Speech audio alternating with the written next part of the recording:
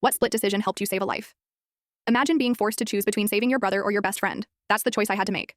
That morning, my brother Jack and I set out for what was supposed to be a beginner-level dive in an underwater cave. We'd done these plenty of times, but this time, we finally convinced our friend Douglas to join us.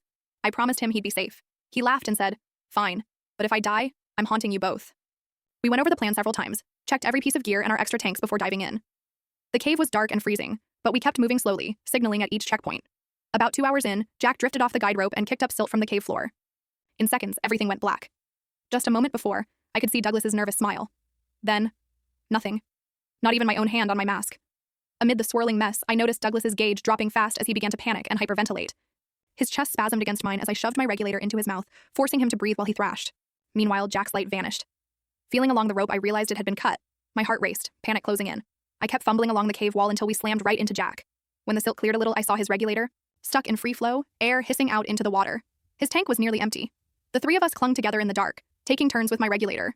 My gauge said I had 8 minutes of air left, but the exit was at least 15 minutes away. That meant only one thing. We weren't all going to make it. Then my hand brushed against the emergency tank strapped to my vest. It could only save one person. Just one. My mind raced. Douglas had a wife 6 months pregnant. Jack had an engagement ring hidden in my apartment, waiting for the right moment. My brother. My best friend. My lungs screamed for air, but my chest ached worse from the choice I had to make. They both pushed the tank toward the other, neither wanting to take it. Douglas's grip weakened as he started to fade. Jack slumped against me, fighting for every breath. My gauge dropped to 7 minutes. I shut my eyes, fighting back tears. It was now or never. I shoved the emergency tank into Douglas's chest. He tried to push it away, but I forced it into his arms. Jack squeezed my shoulder 3 times, our childhood signal for, "I love you." I squeezed back 4 times. "I'm sorry." I crammed the regulator into Douglas's mouth and shoved him toward the exit. Jack leaned his forehead against mine for a moment, then gave a little wave like he'd see me again. Then he drifted off, finding a place in the cave to settle for, the last time.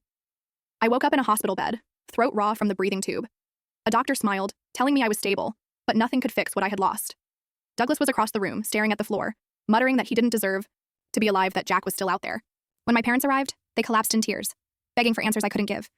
The hardest part wasn't explaining what happened. It was knowing that in those last moments, all I could do was squeeze his hand back, before leaving. My little brother behind, full story on the channel. Link below, click now and watch what happened next.